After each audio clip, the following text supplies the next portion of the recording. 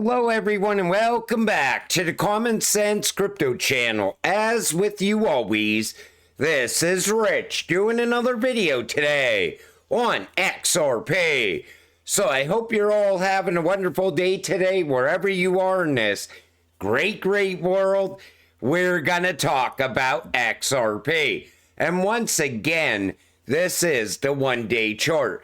We're sitting here at $2.06. The chart turned green for XRP today after that dip all the way down to $1.96. But if you look at the 1-year chart, you could see how many times we bounced off of $2. And it looks like $2 is now the bottom for XRP, unless this head and shoulders pattern that people keep talking about plays out. I keep seeing people saying expect one more big crash before we finally break out. Does that happen? Nobody really knows. I think a lot of people are preparing other people for the worst that could happen. But I always expect the best, and I'm hoping that XRP takes off from here. Crypto has a regulatory capture problem in Washington. The problem is this: you have all these lawmakers and they want to get crypto regulations in place, but every time they come up with something, nobody can agree on it. So they have 3, 4, 5 different bills to vote on. I just want crypto regulations as soon as possible, so finally this market can mature. We can move out of the wild west days of crypto.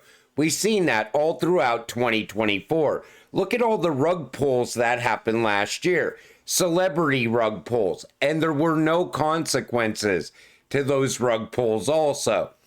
But once we get regulations, I think utility-driven cryptocurrencies will start to break out, because the market will then look for anything that has an actual use case or utility. But like anything in Washington, it seems to take a long period of time. Stuart Alderoty isn't guessing. He's declaring it. Once the fog clears and the SEC stops playing games, Ripple becomes the most trusted crypto ally in the United States. Take a listen to this. And hopefully when this regulatory cloud is lifted and we get some policy clarity in the U.S., we will then be the most trusted source for enterprise support for crypto solutions in the U.S. And that's what we're waiting on. And now we have a possibility of Atkins taking the chair at the SEC in April. Trump's SEC chair pick, Paul Atkins, clears Senate Banking Committee, moving to a full Senate vote. I think the only person that doesn't want him at the SEC is Elizabeth Warren. And we all know why. Because she's working for the big banks instead of the American people. But I expect Atkins to get things done quick at the SEC. Hopefully regulations come sooner than later. This comes from Coinbase. We're excited to announce that Coinbase Derivatives has filed with the CFTC to self-certify XRP futures, bringing a regulated, capital-efficient way to gain exposure to one of the most liquid digital assets. We anticipate the contract going live on April 21st, 2025. Hopefully that gets done as well. And I think the CFTC is going to allow this to happen because they seem to be very pro-crypto right now. And they want to get innovation going in the United States. So they're not going to hold this back, in my opinion. Binance predicts XRP could reach $600 by 2025, driven by ETF speculation, institutional adoption, and regulatory clarity. So now we have exchanges calling for a $600 XRP in 2025. I said 3 digits can absolutely happen with ETFs. Plus the fact that XRP still has to make a full recovery from the Ripple versus SEC case. And we have not seen that yet. You know, if anybody thinks that $2 and change is a full recovery from 4 years of being held back, they're absolutely mistaken. XRP should already be around $10 to $13. Then you bring the ETFs on top of that. You bring alt season on top of that. You bring ISO on top of that. And we start looking for 3 digits for XRP this year. Here's how much XRP you need to become a top 10, 5, or 1% holder. I hate these articles because the rich list is out there. Anybody can go and look at this list and see how much XRP it takes. But they write a whole entire article around this. And I'm going to tell you, all you need to do is buy as much as you can afford and sit back and wait for it to happen. You will make money off of XRP, but you can't be selling every time the market dips. You can't be trying to sell at one price point and buying back in at a cheaper price point, because sometimes that doesn't play out in your favor. Just stay patient. If anything, when a dip happens, just buy more XRP. Stick to a game plan. If you plan to buy 1 XRP per day, then stick to that plan. I see a lot of people saying that's what they're doing now. Instead of buying the morning coffee, they buy 1 XRP. You know, everybody has their way of investing, but I want you to be able to enjoy life as well. I don't want you to be over-invested and then the market dips and all of a sudden you're selling at a loss. I want you to stay happy while you're waiting for XRP to break out. You know, there's too many people over-investing in this space, and you see it because when XRP dips, right away everybody's talking about how much money they just lost on XRP. You really didn't lose anything unless you sold. Stablecoins keep racking up milestones, but can they crack the bank-to-bank payments or business-to-business payments? The full unlock is this. You get stablecoins moving the world's money first.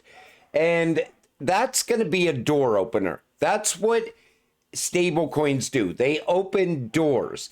Now, RLUSD, I think, is going to gain a lot of momentum very early on. You already see that momentum happening. Once they integrate that into Ripple payments, which they're doing right now, XRP becomes the gas token for that. All of a sudden, a lot of XRP starts to get burned. Plus, XRP moving that value across the XRP ledger as well. It's only going to lead to upward movement on the price of XRP. But stablecoins are also the unlock at the banks for crypto.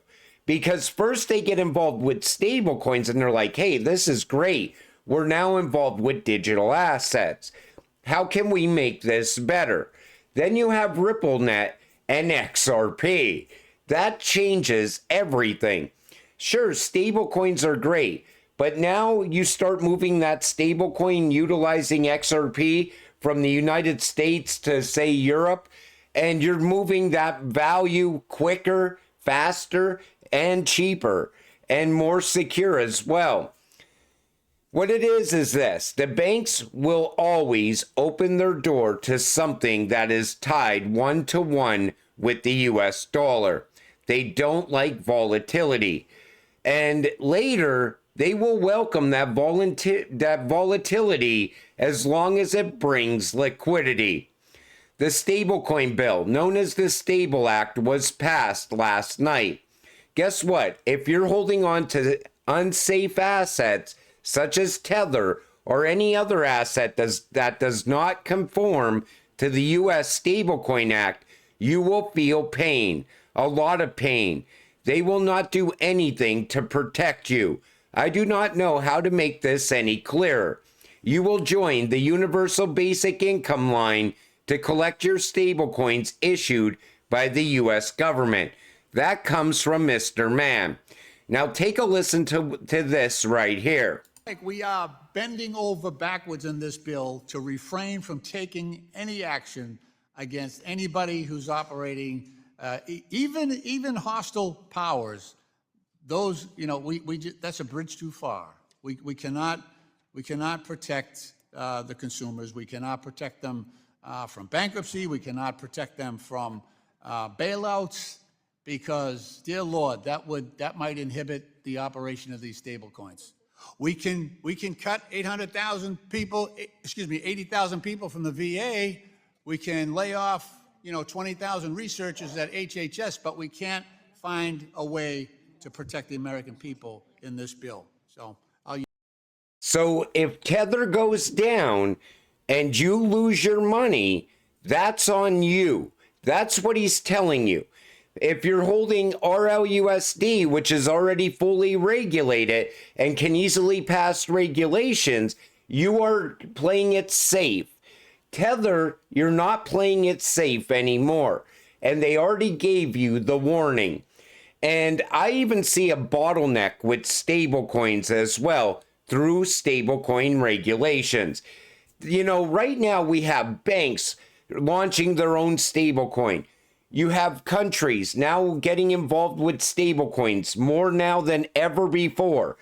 But there's going to be a bottleneck that happens, because you're going to see some of these stablecoins depeg over time. There's liquidity issues at the banks still. And a lot of these stablecoins are not going to pass an audit, and they're not going to pass U.S. regulations. Only maybe a handful end up being winners in the stablecoin space. What it is everybody's in such a hurry to launch their own coin. We see it in crypto as well. Retail investors, all of a sudden, they want to launch their own coin. They know that coin's going to be a blatant rug pull, but they want to launch it anyway, just to say that they did it. And then it rug pulls, and there's no consequences right now. But in the not so distant future with crypto regulations, there's going to be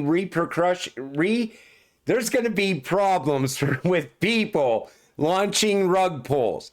And there's going to be consequences to that. And people don't see it yet, but it is going to happen. Expert says only 1% will be able to afford XRP soon. Here's why. So Edo Farina is talking about $100 or even $1,000 XRP. And a lot of people will be priced out when that happens. But there's only going to be 1% of XRP holders left once XRP reaches those price points anyway. Most people are going to be long gone at $100. They're going to sell their entire bag and they're going to leave this space. Some may go on and put that money to work for them and they will retire happy. Others will blow through that money and end up back here chasing the next big thing. I always told you, the path forward for XRP holders, in my opinion, is passive income. This way you're getting monthly money while you're watching XRP hit higher and higher price points. People will get priced out on XRP though. You're going to see people coming here in the future buying pieces of one XRP, the way they buy a piece of one Bitcoin right now. It's going to be no different. You got to remember, Bitcoin hit these price points with zero use case and zero utility. Where do you think XRP's going with a ton of use case and a ton of utility? It's already tied in with multiple banks, and those bank partnerships are going to continue to happen into the future. XRP is built to be a high valued cryptocurrency. And this is why I urge you not to sell your entire bag.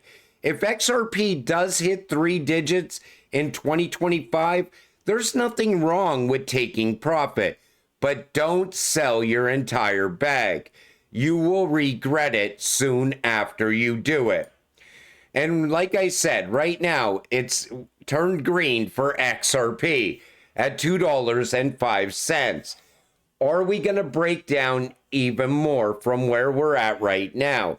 Nobody knows. And if the head and shoulders pattern plays out, XRP could go all the way down to under $1.50. But it seems like $2 is now where XRP bottoms out, because we've seen it multiple times. And it's going to continue to do that until we finally start to really break out. But you could see how many times we bounced off of $2, only to go back above $2. I honestly think anything under $2, anything under $1.80 for XRP now seems to be gone forever. And we go up from here because institutional adoption is coming this year.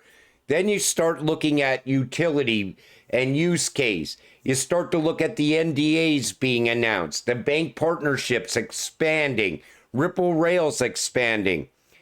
I think we are in for an exciting time going forward.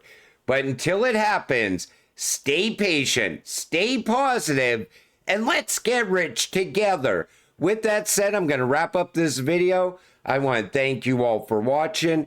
I appreciate all of you. I'll see you in the next one. Have a great night.